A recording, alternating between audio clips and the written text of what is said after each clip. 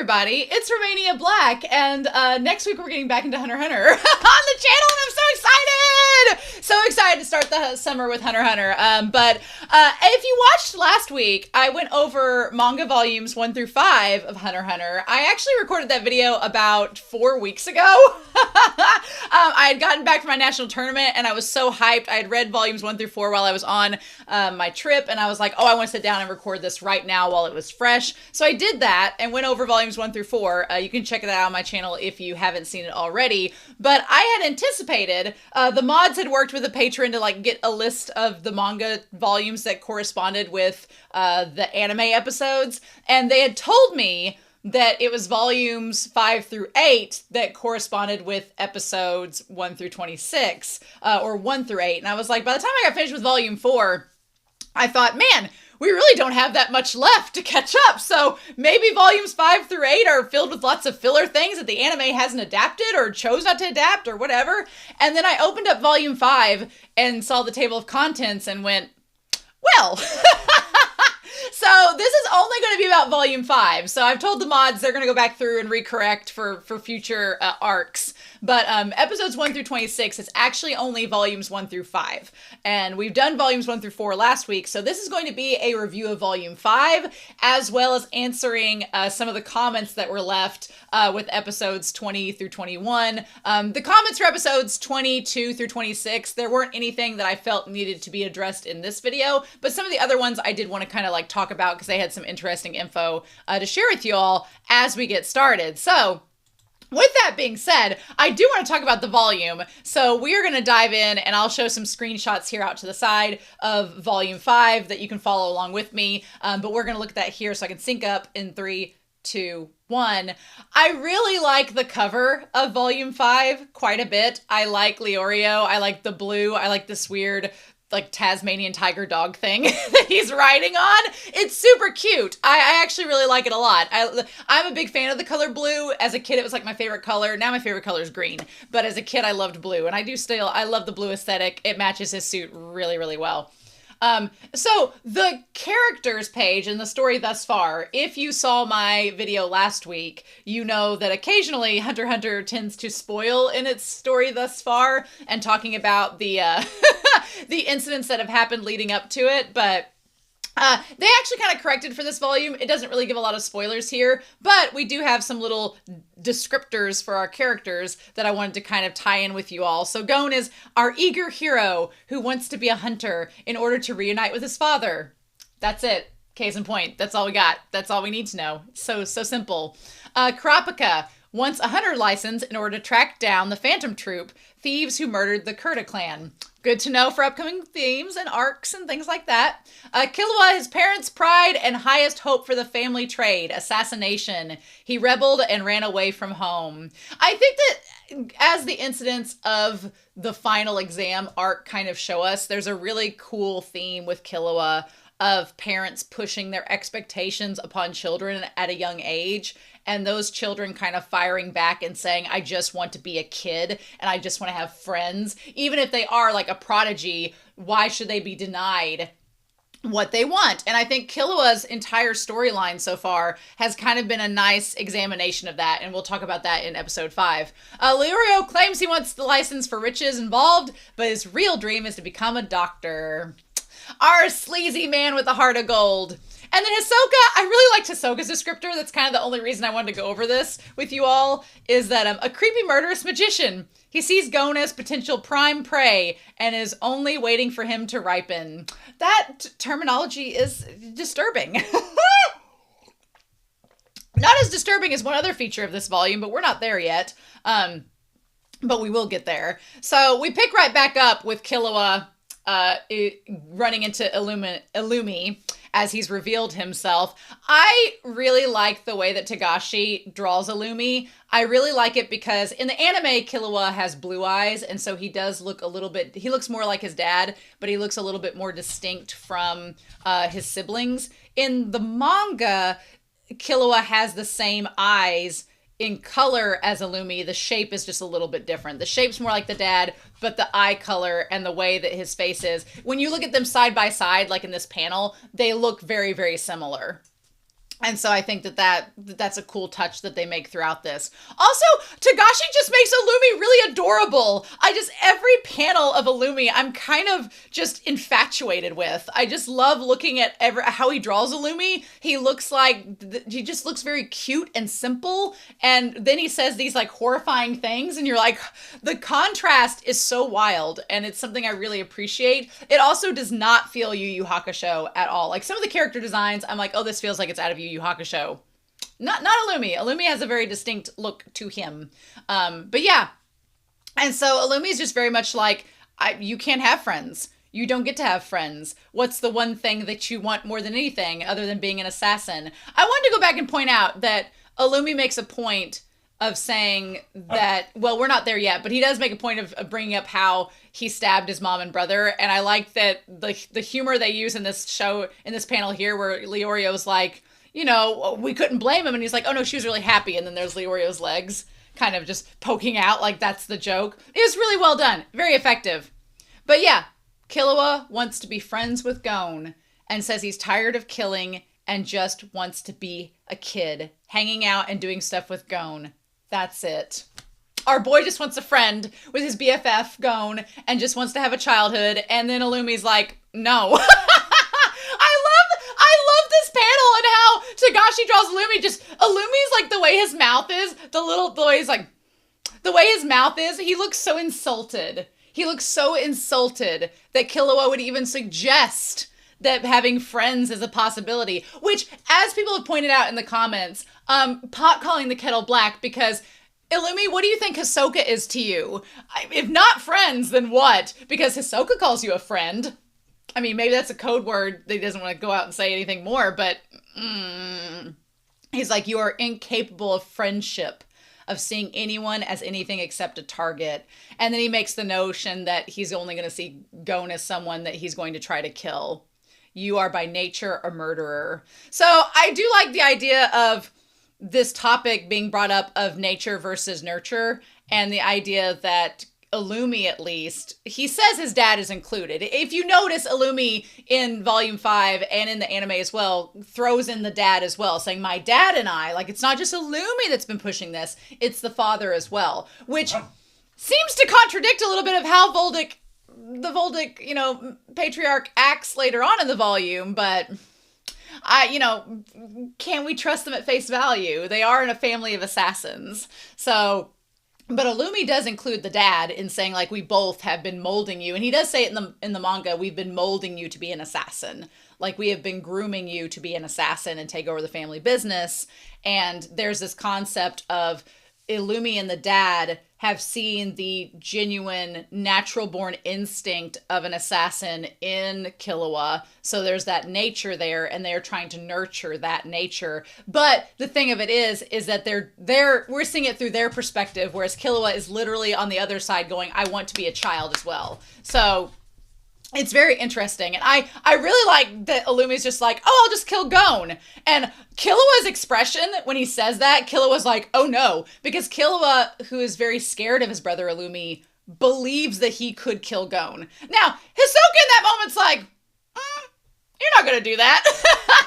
But he doesn't say anything. I like how Leorio and Kurapika look a little bit upset and kind of nervous about that. But even the old man Netero, he's like, oh, I don't think we need that to happen, but okay. And they did not show us this in the anime, but when the one security guard, I thought it was Leorio for a second when I turned the page, and I was like, why is this happening to Leorio? It wasn't. But that one guard was kind of like, hey, you can't just leave in the middle of a match. We can't allow that. And then he throws the pins. In the anime, we see it from the back of his head, but they show in great detail it happening here in the manga, and it's quite scary, and it gets him to tell him where Gon is, which is frightful.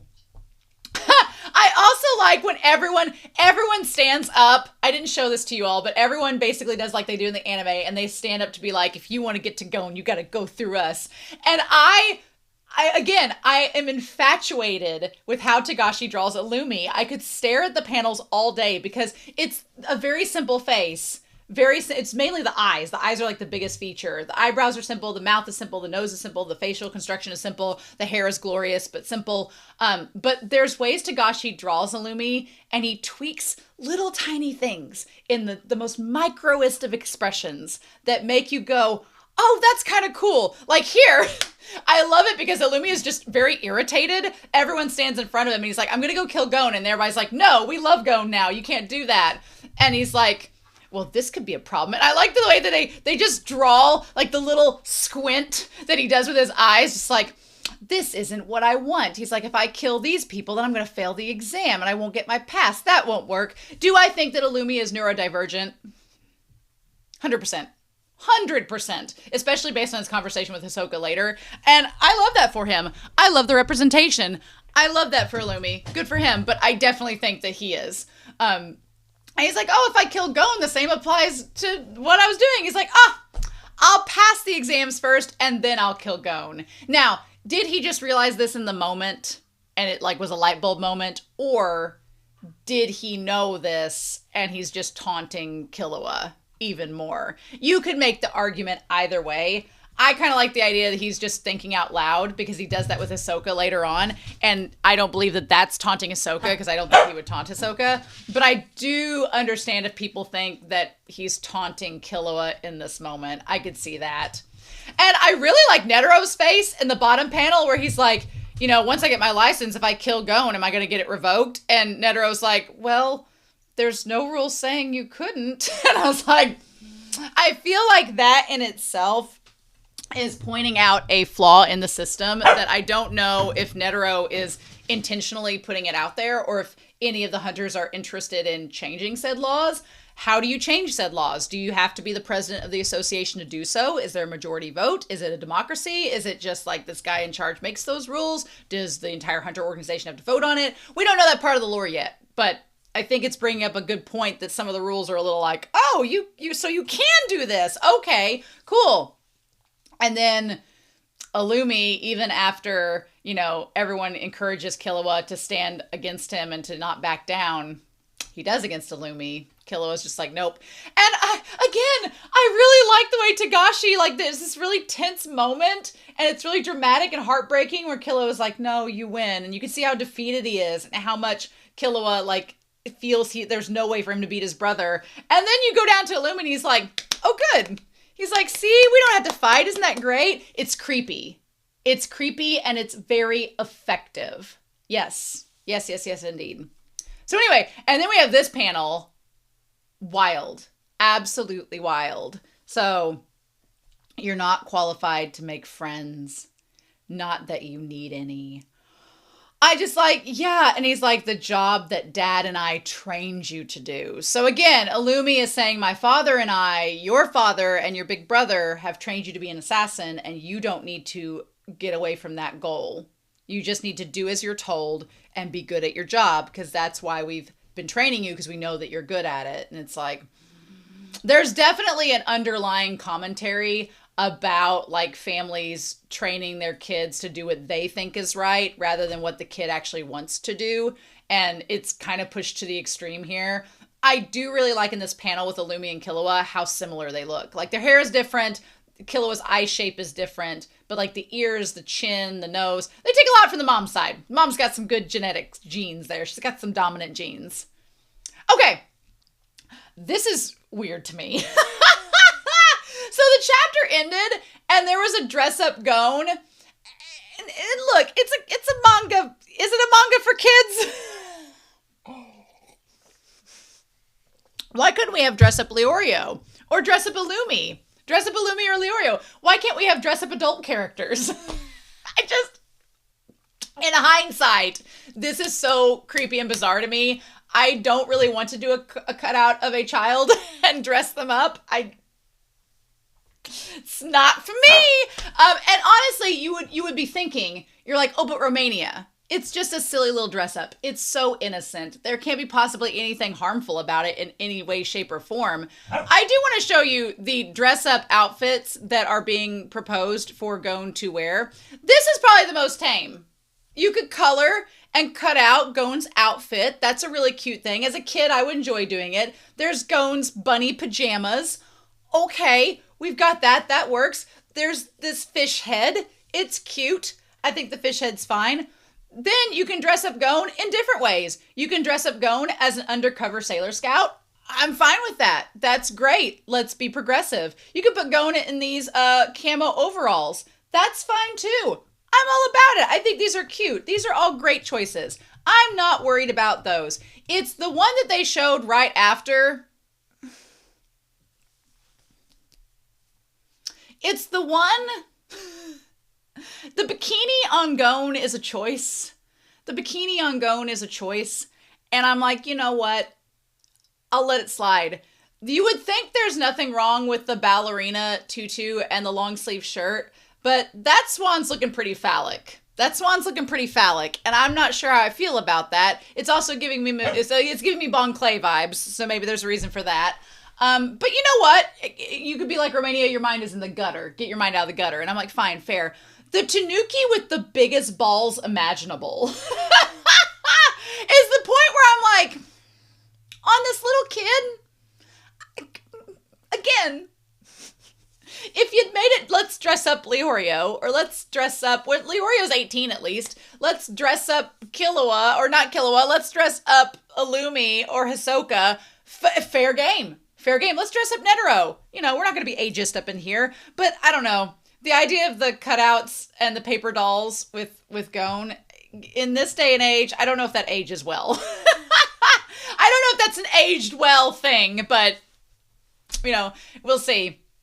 So we go back to basically the events of the manga, where Gon is just mad that Illumi did not apologize to Killua and made him feel bad. And so he confronts Illumi, who looks like he could care not at all. I do like this panel where Leorio's like, hey, Gon. like when Gon's walking up in the anime, nobody says anything. In the manga, Leorio's like the only one that talks. He's like, hey, sup, Gon. Glad you're feeling better. And then I do like the way that Togashi draws just Gon yanking Illumi out of his seat. And everybody's like, oh, Gon is mad that you got onto his friend. Like, Gon is still pretty strong one-handed. One-handed, absolutely. So that part's about the same as it is in the anime. I love Mr. Edamame, Mr. Bean. He's great.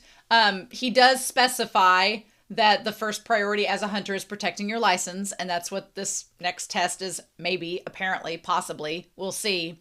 I do want to make note that when Mr. Bean says, and that concludes the briefing, from here on out, it's your show, this bottom panel, I want to cut out, and as a teacher, I just want to put it all over my classroom and all over my office. Believe in yourselves and keep working towards your dreams. Like, it's just, this series is so dark, where people are dying and there's assassination. And then there's this little edamame man who's like, believe in yourselves and keep working towards your dreams. There's a fine line between kind of the unironic, like, kind of dark humor of it all, and just, like, there's an innocence to it. This series skirts the line in various ways with the tone, and it does so successfully. It manages to pull it off, but there are moments I'm like, these are choices, and I'm kind of all here about them.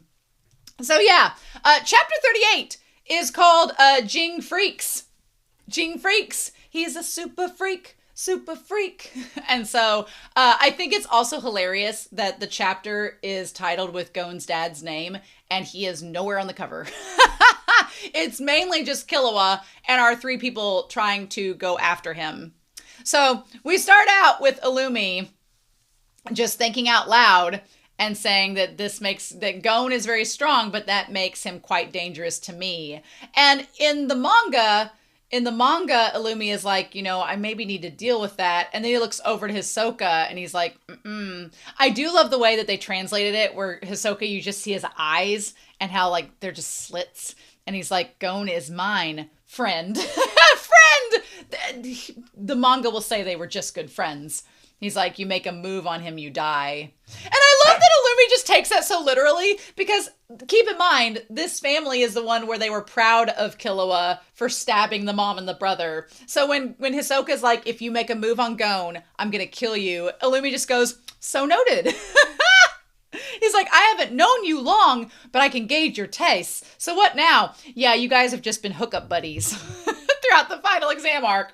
I wonder, when he says that, we haven't known each other long, I feel like they're both working for the Phantom Troop, but I don't know. So I'm like, how long have they known each other? I think we find out later. And again, Illumi just does not understand Hisoka's obsession with Gon. He tolerates it and accepts it because he's a very open-minded, jerk. But, whatever. So we had basically the same run-in with Pac and Pac, the guy that had the big turban, as well as, with the bald head that looks like Tin Shin Han, whose name is escaping me at the moment. The run-in with them is the same as it is in the anime. But there was this extra page. So they mentioned it briefly in the anime about the home page, the home call. It's basically like them exchanging phone numbers. And the manga explains it here, where he goes, I'd better get yours too, Gon. And they're like, what's a home code? So home code is it. And he's like, oh, sorry, Gon, I forgot that you applied without knowing anything about hunting. A home code gives access to a system that's like an answering machine. If you don't know what answering machines are, then you are young and I am old.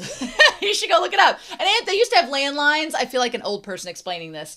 They used to have landlines where your phone was hooked up to the wall. It had an answering machine. Instead of voicemail, you had an answering machine because your phone was just a receiver. You didn't have access. Go look it up. I feel old describing technology. But since hunters are usually out and about, whether hither and yon, all over the world, we need a way to keep in touch. The home code system was set up for that. You can retrieve messages via a cell phone from wherever you are. The technology of the times.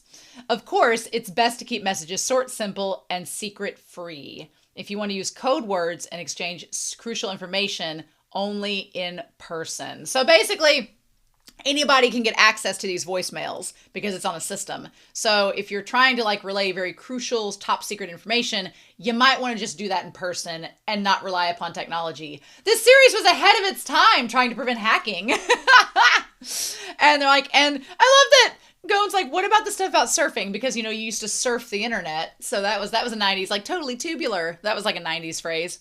That mostly involves cyberspace. It's a sort of electronic universal encyclopedia. The idea at the time that the internet was just an electronic universal encyclopedia makes me long with nostalgia for the good old days where you just got on the computer to find out information without having to scroll through thousands of books. You could just find it right there and then, right? By purchasing your own phone line and a registration number, you gain access to all the information that can be found on any computer in the world. That's right. Of course, most of it's kind of trivial, outright garbage, really littered with stupid rumors, but it's still the best source of the real nitty-gritty. If that's not a description of the internet now as well, I don't know what it is. Mostly full of garbage and littered with stupid rumors, but you do have access to any information that you might want, probably. Probably, unless it's being scrubbed. So yeah. And so they're like, well, when are you going to when you get a home code, call me. And Gon's like, I don't really understand all this, but thanks. So in the anime, Gon has this conversation with Satotes before they leave to go off and head towards the Heavens Arena and all of that to go find Killua and the Zoldyck family and all that.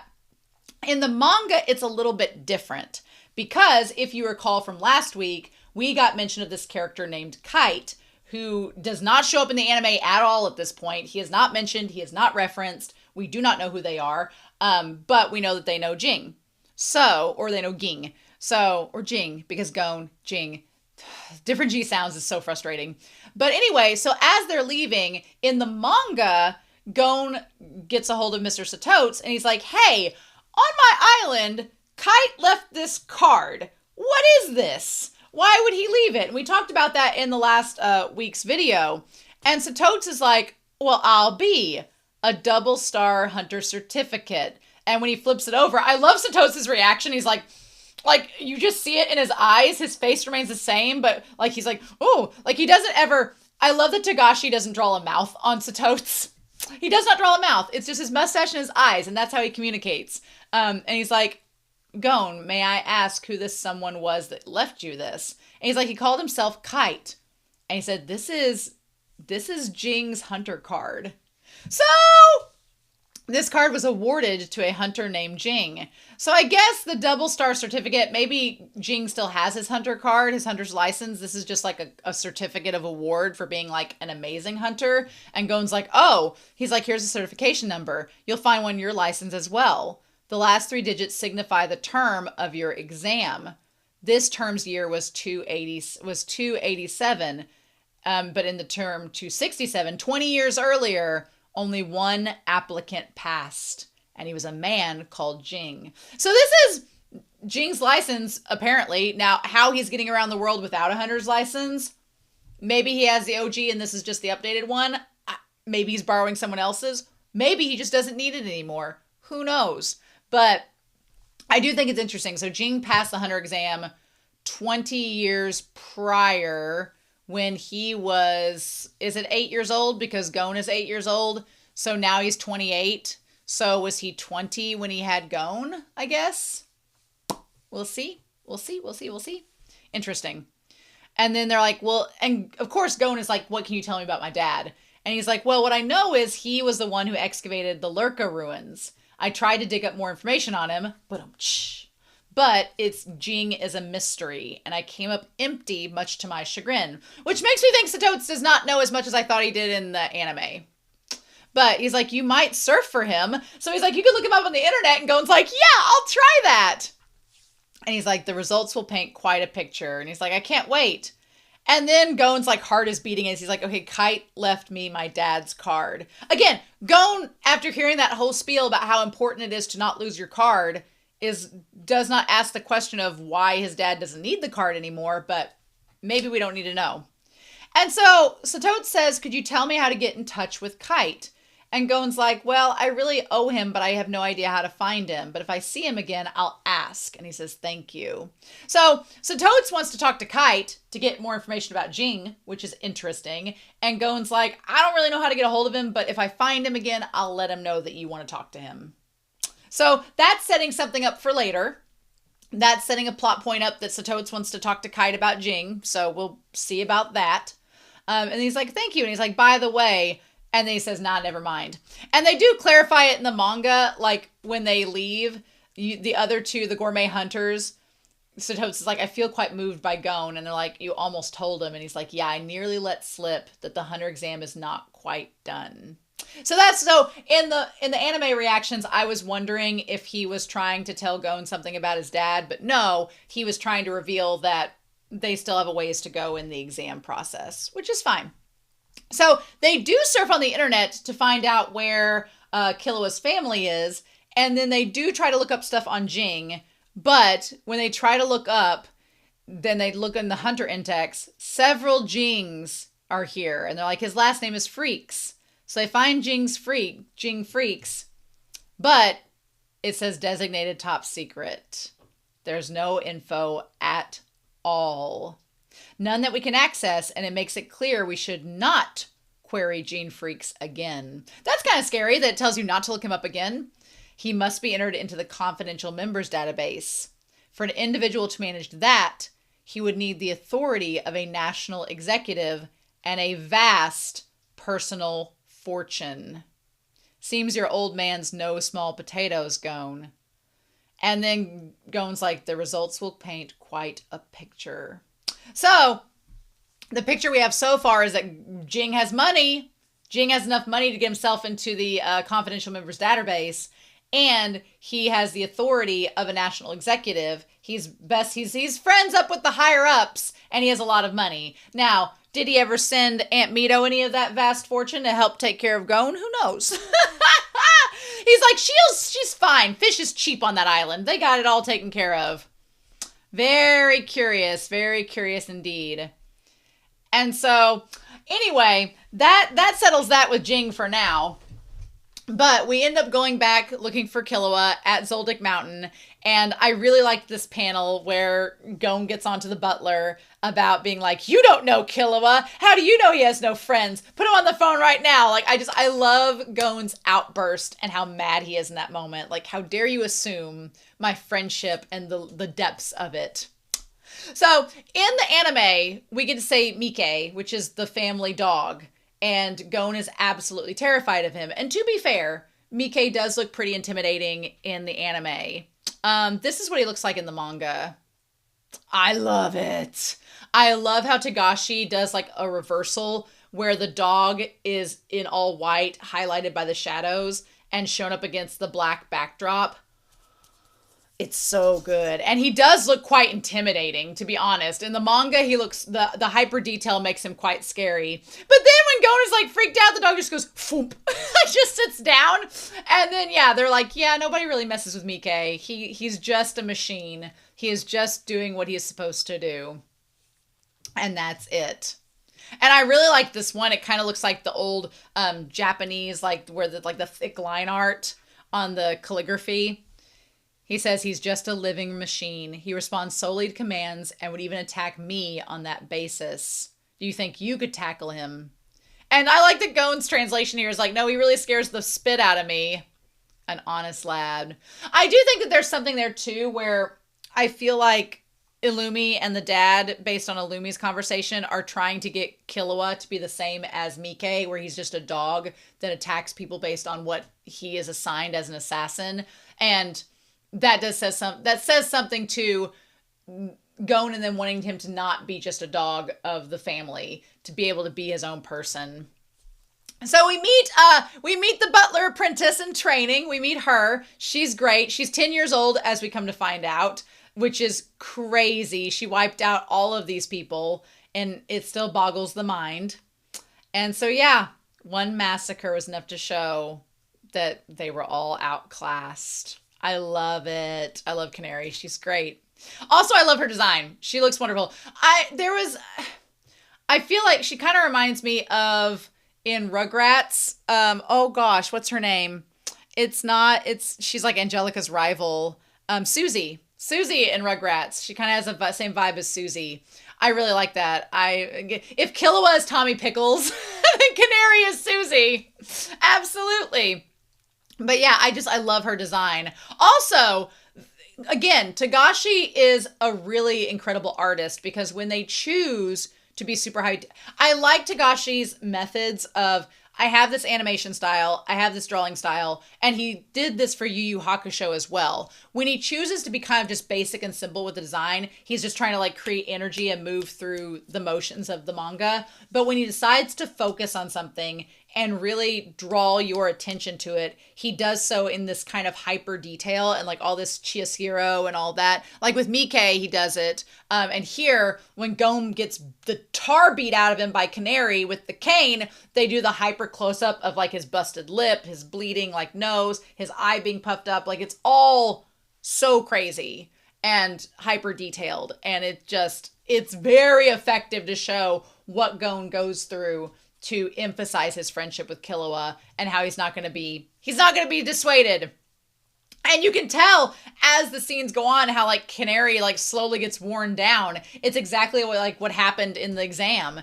And then they cut over to Leorio and Kurapika, and they have, now the anime, I thought the anime adapted this so well. Like they look great here, don't get me wrong, but they looked like immaculate in the anime. And then, yeah, and then Gon busts the pillar. And again, I really love Canary's expressions. Like whenever Gon is like, the difference between you and Fluffy is that while you hide your emotions, you still have a soul. The dog doesn't have a soul. I like that Gon calls him Fluffy. The dog doesn't have a soul, but it's like you, at the mention of Killua's name, you betrayed something. Concern, maybe. And I love that Canary's just like, okay, yeah, you're right. And then the moment she says, you have to help Master Killua, that's when she gets knocked unconscious. It did look like she got shot in the head, though. So that's terrifying.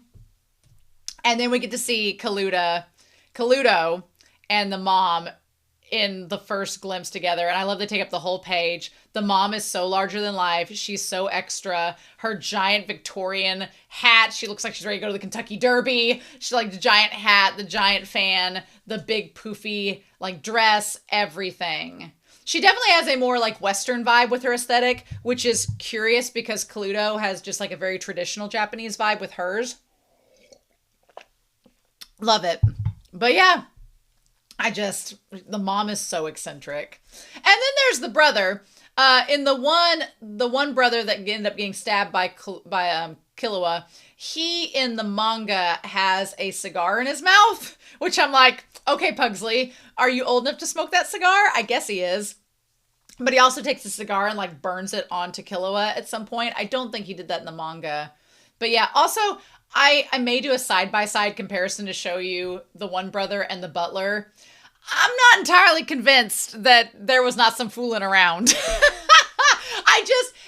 I will say the anime has some extra scenes that are not in the manga. The anime has some extra scenes that seem to like purport this idea that the butler and the mom were super, super close. Like there's some scenes where they're out by the gondola or the, what am I trying to say? They're out by the gazebo. That's the word I'm looking for. They're out by the gazebo talking to one another, and the wife is like lamenting. The mom's like, oh, my children don't love me. And the butler's like, I understand. That's not in the manga. So it makes me wonder why they included that. Maybe it's to justify later on. I don't know. I am convinced that this one brother is not the dad's. I am convinced that he's not an actual Zoldyck. He is an illegitimate child, and she like got with the butler to have him. I am 100% convinced. Again, like I said in the anime, not that the Zoldyck family patriarch would care. He'd be like, okay, we're family assassins, whatevs. Like, I think he's so chill he wouldn't care. He's like, okay, whatever. But I just, showing you the side-by-side, I do feel like they look very, very similar in that case. Regardless, though, Killua, his face whenever the brother threatens Gon and he breaks the chain, his face is utterly terrifying. It looks scary in the anime. It looks terrifying here. I'm like, ugh. And then the grandpa shows up. Again, I said this for the anime. I will say it here. The grandpa's drip, so good. Killua looks the most like his grandpa out of anybody, honestly. And you can see that the grandpa and Killua and even Illumi have the same ears. They have the same ears, so it's kind of cute. But yeah, so Grandpa Zeno. Also, if you notice, whenever Killua leaves, he has like the shirt and the backpack, but like all the extra like straps hanging off the shirt are kind of like the straps on the grandpa's pants. So there's a little connection and tie there with how they look. It's great. Then the dad in the manga is quite frightful. Like that big ass square jaw and those bright, like they look like cat eyes. They look like tiger eyes. They're a lot. They are a lot indeed. Illumi looks definitely like the mother. Illumi takes so much from the mom, and Cluedo does seemingly too. Killua has the most in line with the dad. I don't know if Killua will end up with the most square Dolph Lundgren jaw ever, but he may. Who knows? Also, in the dad's lair here, if you look, there's not only like an extra dog that's there as well, but there's also like the remnants of other people. Like there's corpses hanging by the dad's lair. I don't know what that's about, but it's really creepy and weird. And so he asks who Killua's friends are like. And then he's like, come here, Killua, sit next to me. I want to hear all about it. And there's something about the way he's drawn there. Look at this panel. There's something about the way that the dad is drawn that is giving me like Vampire Hunter D vibes.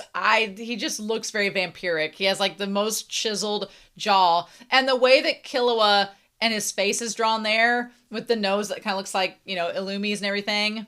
He's like, just talk to me. How you felt. And he's like, okay. Like this is the first time they've had a conversation. And then the dad says, now the dad does make this talk. The dad and Illumi come at things from a very different perspective. And the mom comes at things from a very different perspective. The dad still feels like Killua is going to come back to him. The dad feels like Killua is not going to be successful in saving his friends. He's going to come back when he realizes that's like futile and join the family business. Illumi's methods are this weird combination of the mom and the dad, because the mom and the dad are on total opposite spectrums. The mom is this like bulldozer mother that is trying to like make her child become an assassin, and she's like pushing him to the extremes, and she's loud and kind of obnoxious about it. The dad is super chill, and he's like, you know what? We tried to make you an assassin, but you're not just an extension of me. The day you left, I realized that you're my son, but you're also your own person and have your own path to follow. And perhaps in time, it will lead back here. So like their methods are totally opposite. And he's like, do you want to go see your friends? And he's like, yes. And I feel like Illumi is this weird, like, middle ground where Illumi is like the mom in the sense of, you're an assassin, you'll never be anything else, you need to stay with the family, you're not going to have friends, da da da da. But he does so in a very calm way that's almost like eerily chill, like the dad. So Illumi is this like middle ground of trying to persuade Killua of his fate between the mom and the dad. Interesting. Kaluto does not have an answer to what's going on. We don't know anything about the other sister. And the brother is like the mom, where he's just like, yeah, nah, nah. The brother, again, is not connected to the dad in any way. So yeah, I do like Killua's stare at the mom being like, step aside. And of course she's like, what a nice icy glare you have. Like she's Morticia from the Addams Family. She's just so proud he's an assassin and that he's being the way that he is. I will say, in the anime, the dad gets onto her in a way that makes me think that he doesn't care for her as much in the anime. In the manga, he's not like that. In the manga, she is just like, the word bubbles are like her yelling. She's like, father-in-law, and now you, are you all mad? Illumi finally brings him home and you just go and let him go. And the dad's just like, he needs to go his own way. And she's like, this is madness. We're almost at a crucial stage in his development as head of the family. And then the dad goes, that's why we need to allow this. And then he starts to laugh and she's just like, he's like, he'll be back. After all, he's my son. So again, the dad thinking that he's going to send his kid out and the kid's going to come back. What does the dad know that we don't know? But in the manga, I feel he doesn't like snip at the wife. He just kind of like says his piece and she's like, okay. But I thought that was interesting. Again, this bottom panel of the butler, I'm like, he looks a lot like the second son. He looks a lot like the second son. Like they even have the same ears, which makes it even harder to tell. But the way his eyes are, I'm just like, if you told me the second son, not Illumi, but if you told me the second son was his, I would totes believe it. I would totally believe it. That's my conspiracy theory. Illumi, I could see Illumi being an actual Zoldyck. I could see Kaluto. I could see Killua. We don't know anything about the other sister. But the middle brother, I feel like he's not the Zoldyck patriarchs. I feel like he's from an affair. And I think the patriarch of the Zoldyck family was just like, whatevs. Just go with it. So, at the end of the volume, if you didn't know from me watching this channel, I am a huge fan of Sailor Moon. That was like one of the first anime I ever watched and got into. It was the first anime I got into, and then Dragon Ball Z was after that, and then Yu Yu Hakusho after that. So, but the manga artist who has created Sailor Moon is married to Togashi, the creator of this. And at this volume, he's like, I got married to Miss Naoko Takeuchi. The way he says Miss Naoko, like, it's so cute. I'm just like, he's like, the proposal. I like that she's just sitting there and he's like on his hands and knees crying, like, please marry me. Which she's gorgeous. So, like, good for you. And he's like preparing for the wedding. They're exhausted. And then the wedding and the reception, super adorable. Then they went on their honeymoon, which is so cute. And he's like, now we work side by side. The idea of them drawing manga side by side is just couples goals. Like, that's so sweet. I love that. And I love that he's just, you can tell he's in love with her. Like, you can tell he loves her and like worships the ground she walks on. And I'm like, as you should. She's amazing and has an amazing series. So yeah. So then we have the end of episode 26, where Gon is like, I need to track down Hisoka, give him his badge back, I need to punch him, what are we going to do?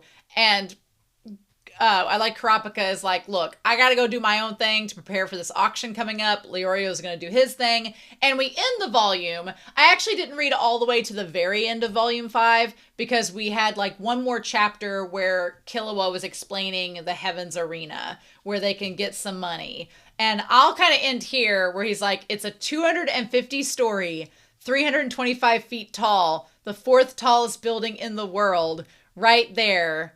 And there's York New to the south of it. And so he's like, we could go there and earn a lot of living. And Gon's like, have you been here before? And he's like, maybe. He's like, this place hasn't changed a bit. And Gon's like, what have you been doing? And that's where I stopped. Because I was like, okay, we're going to pick that back up when we start next week with the new arc of the series. So, hey, it's Editing Romania, and before I end this video talking about Volume 5, I forgot to go back to the comments. that I said I was going to go to at the very beginning. This is why I check comments at the beginning of the videos. Otherwise, I'll get excited and I'll forget. So before we dive back to the very end of this video, I did want to point out 4 comments that people had talked about from episodes 20 through 21, just to reminisce. So some dude who watches anime, Ria6818, said, a fun little bit of trivia for episode 21. You can see Togashi, the author of the manga, in the taxi that Gon and his friends were in. The little dog ornament, the face at least, is actually the mascot or avatar that Togashi draws whenever he writes a note to the audience, and is his profile picture on social media, which was why he's a little dog in the shot with his wife, who's represented by the bunny because Usagi from Sailor Moon is a bunny, whatever. Also, Ponzu, there we go, Ponzu, was in another car as they were running to get to the airport. Nice little details like that. Thank you for saying Ponzu, not Paco. Potatoes. He's like, that's my name. So thank you for that information. That's so cool. I love the little cameos that Togashi is making in this series. It's super cute. Foranoda, for episodes 20 to 21, says, you touched on names already, so I think this is safe to say. Illumi, lowercase because the I, ill, always irks me when I write uppercase L. No fair. Miluki and Killua. The 3, Miluki is the middle brother who I think is illegitimate. Miluki, Illumi, and Killua, the 3 brothers' names start with the last syllable. Well, 2 of them at least, but you gotta start somewhere, right? And they both have 2 L's, like Illumi, Miluki, Killua, right? I thought that was pretty cool. So thank you for noting that, Foranoda. And then CRHJ2HK for episodes 20 and 21. I really like the information because, yes, you have easy access to a lot of things as a hunter, and that line of credit makes you able to start any big project you have in mind with the banks trusting you to make it big. So yeah, that's pretty huge. But to have access to that privilege, you have to pass the hunter exam first. The necessity of this screening process becomes more clear within that context. They test your abilities, but more importantly, your resolve with that last phase. So we can imagine that whatever project you have in mind when becoming a hunter, you are ready to put your life on the line for it. So we can infer that hunters can hardly be ordinary people. If greed is their motivation, that greed would be so big they could actually succeed. Netero going around testing everyone to see what they are made of makes a lot of sense. That is a really good point. I hadn't thought about that because I remember in those episodes when they were talking about how, like, once you're a hunter, you can just get all this, like, loans and start these projects. I was like, that seems risky. But CR makes a really good point of saying, like, well, it would be risky, except hunters are crazy. And if they're really dedicated to this project, they're probably going to accomplish it. So the banks have a lot of sense of trust in them. So it's sort of like a rite of passage to get to be able to have this opportunity for a loan like that. So that's good to know. And then finally, Hydroid Medusa brought up a really good point. They said, R.I.P. Botaro, the only adult in the room who had a stance against fighting children. And I feel like his death sets a very clear tone for the rest of the series. Botaro was the only one who was an adult in the room that was like, actually, let's not fight children. And he did. So people with those kind of morals don't live long in the hunter world. So we just gotta prep for that. But R.I.P. Botaro, you were, for the short time we knew you, you were a real one. So anyway, that's all I want to note with the comments. Thank you so much for your comments. And now back to the rest of the video. I ended up talking for like 45 minutes about this one volume. So I guess it worked out. But yeah, I'm super excited, y'all, to get back into Hunter x Hunter. I'm not gonna lie, I have been having withdrawals. I have been having some serious withdrawals these last couple of months, waiting to get back into Hunter x Hunter. And so I'm really excited to start with y'all and see what we get. But in the meantime, if you have read Volume 5 or Volumes 1 through 5, what was your overall thoughts in comparison of the manga and the anime? Let me know down below. Please like this video. Please subscribe to the channel if you want to see Hunter x Hunter every week on my channel. I'm going to be watching 2 episodes at a time. Fun times indeed. And in the meantime, I hope you all have a wonderful week. Please stay safe, take care, and yeah, I'll be back very soon with more Hunter x Hunter. Bye.